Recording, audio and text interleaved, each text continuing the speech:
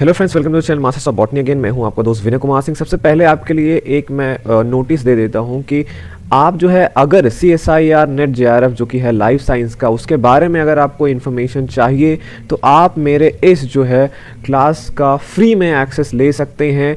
यहाँ पे मैं आपको बताऊंगा कि why you should prepare for CSIR net JRF, क्योंकि अभी आप लोग ये नेट JRF का वो सुनते होंगे कि हाँ एक एग्ज़ाम है, शायद आगे चल के आपको देना पड़ेगा। मतलब आप अगर सर्टेनली अगर आप हायर एजुकेशन के लिए जाते हो तो एक बहुत अच्छा ऑप्शन है। और अगर आप सोच रहे हो कि शायद BSc करने के बाद मुझे क्या करना चाहिए, किस फील्ड में जाना चाहिए, तो आप ये लेक्चर ज़रूर अटेंड करिएगा।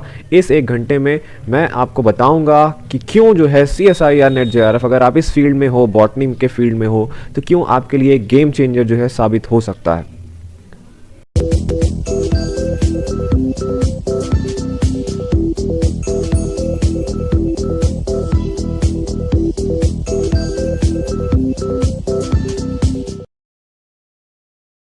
तो दोस्तों, आज के इस वीडियो में हम जो है जानेंगे कि एल्गी जो है आपका, जिसे आप एक और टर्म में क्या बोलते हो, फाइकोलॉजी बोलते हो। तो CUET PG 2023 में इस सेगमेंट से कितने क्वेश्चन पूछे गए थे, कौन कौन से टॉपिक कवर हुए थे एल्गी से। तो सबसे पहले मैं यहाँ पे ऊपर ही समराइज करके लिख देता हूँ कि यहाँ पे ये मैंने जो ABC यहाँ पे पार्ट्स बनाए हैं, यहाँ से क्वेश्चन आए थे। सबसे पहले आपको जो एल्गी का इकोनॉमिक इंपॉर्टेंस होता है वो पढ़ना है, क्योंकि यहाँ से क्वेश्चन पूछा गया है। जैसे इसमें क्वेश्चन पूछा गया है red rust disease of tea leaves किससे होता है, क्लोरेलिन क्या है, ये सब आप इकोनॉमिक इंपॉर्टेंस पढ़ते हैं तो एल्गी में। तो एक टॉपिक जो कवर हुआ था वो है इकोनॉमिक इंपॉर्टेंस ऑफ एल्गी।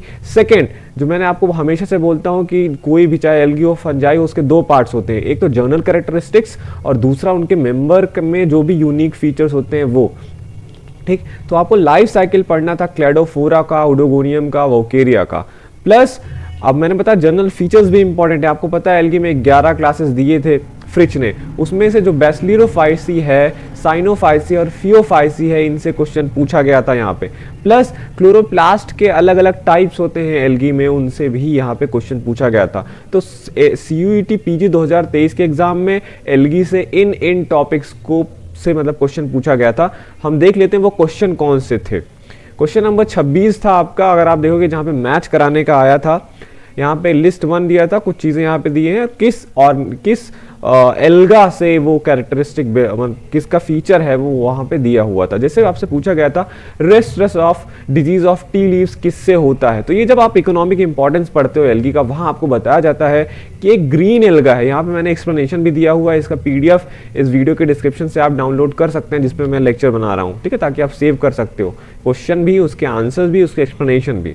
तो रेड रस्ट जो टी का डिजीज है, ये एक ग्रीन एल्गी है, सिफेलोरस, उससे होता है। क्लोरेलिन ऐसे है, क्लोरेलिन से आप मैच करा सकते थे, क्लोरेला से है, ये एक एंटीबायोटिक हमें मिलता है क्लोरेलिन, ये भी दोनों इकोनॉमिक इंपॉर्टेंस है। अब जो गोंग्रोसायरा स्टेज है, ये आपको देखने को मिलता है वोकेरिया में, जब आप उनका रिप्रोडक्शन पढ़ते हो, ठीक है।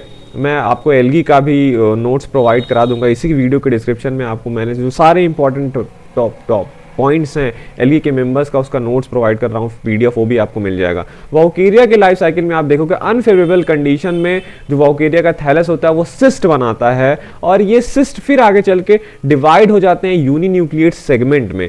और उस स्टेज में जो वोकेरिया का थैलस होता है वो एक और एल्गा है जिसे गोंग्रोसायरा बोलते हैं, उससे मैच करने लगता है। और वोकेरिया के लाइफ साइकिल में इस स्टेज को which is more similar to Gongrosira alga is called as Gongrosira stage. तो ये तब आपको पढ़ने को मिलता जब आपने वोकेरिया का लाइफ साइकिल पढ़ा होता। और ऐसे ही जब आप फियोफाइसी का जनरल फीचर्स पढ़ते, उसमें एक मेंबर आता है आपका पोटेशिया।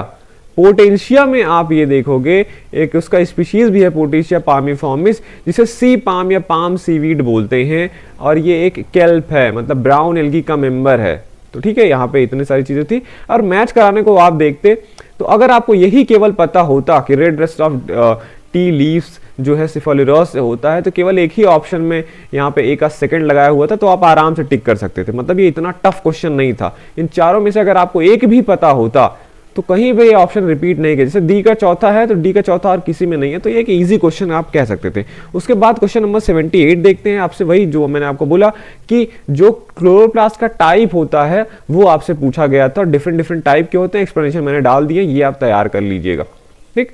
कि ओडोगोनियम, जिग्नेमा, क्लेमाइडोमोनास, वोकेरिया, इनमें से किस में से रेटिकुलेट टाइप का क्लोरोप्लास्ट पाया जाता है। तो आप अगर देखोगे एल्गी में आप पढ़ते हो डिफरेंट टाइप के क्लोरोप्लास्ट के शेप होते हैं, उनके बेसिस पे हम एक जीनस को पहचानते हैं, किसी एल्गा को पहचानते हैं। जैसे कि कप शेप्ड के आपको क्लोरोप्लास्ट मिलते हैं वॉल्वॉक्स और क्लेमाइडोमोनास में, एच शेप्ड का मिलता है क्लेमाइडोमोनास एक बाइसिलियाटा उसमें, गर्डर शेप्ड का मिलता है यूलोथ्रिक्स में, स्पाइरल टाइप का क्लोरोप्लास्ट आपको स्पायरोगायरा मिलता है, रेटिकुलेट जो कि क्वेश्चन में आया था वो आपको ओडोगोनियम में मिलता है।